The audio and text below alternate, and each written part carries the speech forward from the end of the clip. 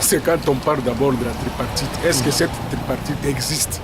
Parce qu'aujourd'hui, vous êtes sans oublier que monsieur le Premier ministre Pantin, il est allé signer la charte de FCC, Front commun pour le Congo, qui est le front de la majorité présidentielle. Or, il est dit dans l'accord de la Saint-Sylvestre que le poste de Premier ministre doit être occupé par un opposant. Est-ce qu'il y a encore la tripartite? Ça, c'est rêvé. Il n'y a rien qui sortira de ces soi-disant tripartite. Il n'y a rien. Hein? Ça couchera d'une souris. Mais les points qui ont été relevés par Olenganko, ce sont des points valables. Ils doivent être traités. Mais avec qui? Qui va appliquer ça? Qui va mettre ça en pratique? C'est une peine perdue. C'est juste du théâtre de chez nous. On ne peut rien s'attendre à cette soi-disant tripartite. Puisque pour moi, ça n'existe plus. Puisque M. Tchibala fait partie de la majorité, soi-disant, de la mouvance présidentielle. Jacques Joly a qualifié Olenganko d'un caméléon. Il pense qu'il sait ce qu'il fait. Oui, c'est une distraction, pure distraction. On est en train de distraire la population. On voudrait distraire l'opposition, la classe politique de l'opposition.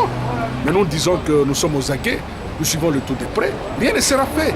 Est-ce qu'avec le CNSA, vous êtes quand même un juriste, la composition telle qu'elle, est-ce qu'on peut attendre quelque chose de la CNSA, de cette tripartite? On ne peut rien attendre de ce monsieur Olenganko, c'est un versatile.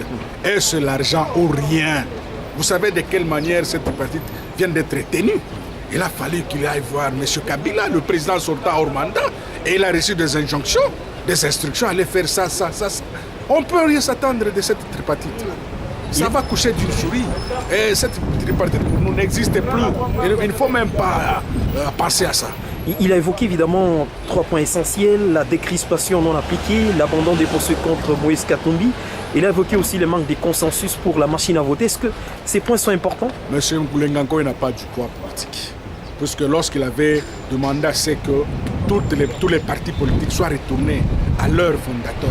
Mais nous vivons encore le cas de MSR. Il y a MSR tel, le MSR du président Pierre Lumbi n'est pas reconnu jusque-là. Il y a beaucoup de partis politiques de l'opposition qui ne sont pas reconnus. Il y a au moins 4 IDPS. Mais Olenganko avait dit qu'il n'existait qu'une seule IDPS et que 2 UDPS Kibasa et IDPS Tshisekedi. Vous voyez que c'est de la peine perdue. Nous ne pouvons rien nous attendre à cette histoire-là. C'est du théâtre de chez nous. En tout cas, les points relevés en ce qui concerne les revendications, les points relevés étaient valables, nous comprenons. Mais qui va mettre ça en pratique? C'est juste du théâtre de chez nous. Il y a un dernier rapport de l'ONU. Les experts de l'ONU qualifient ou critiquent les gouvernements d'être responsables des exactions qui se sont produites, évidemment dans les 2 Kasaï. La ministre des Droits, elle est passée sur TV5, elle dit que c'est une milice, ce n'est pas un truc créé par Kabila. Est-ce que c'est vrai?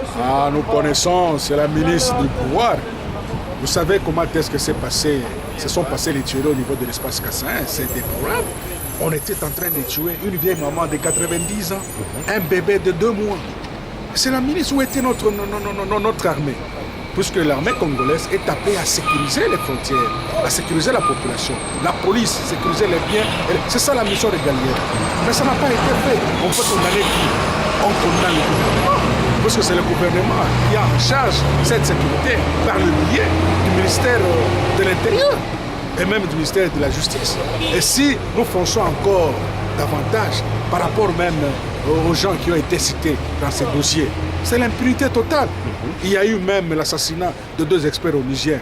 Les dossiers traînent encore. Tout cela, nous savons qu'il y a la complicité du pouvoir. Parce que si le pouvoir n'était pas complice, on devait rendre le verdict et remettre les coupables dans leurs droits. Rien n'est fait. Il y a au moins 98 fosses communes. Et vous croyez qu'une ministre peut venir exterminer les gens jusqu'à former le nombre de 98 fosses communes? Non. Le gouvernement est le responsable numéro 1 et il doit s'assumer. Et d'ailleurs, j'aimerais que sera heureusement que ce rapport est déposé déjà au niveau du droit de l'homme de l'ONU et au niveau que ces gens-là soient invités au niveau de la CPI, qui répondent de leurs actes. On ne peut pas tuer pour conserver le pouvoir. On ne peut pas tuer pour s'obtenir au pouvoir. Le pouvoir a toujours un début et une fin. C'est un peu ça. Maître Sonville, merci.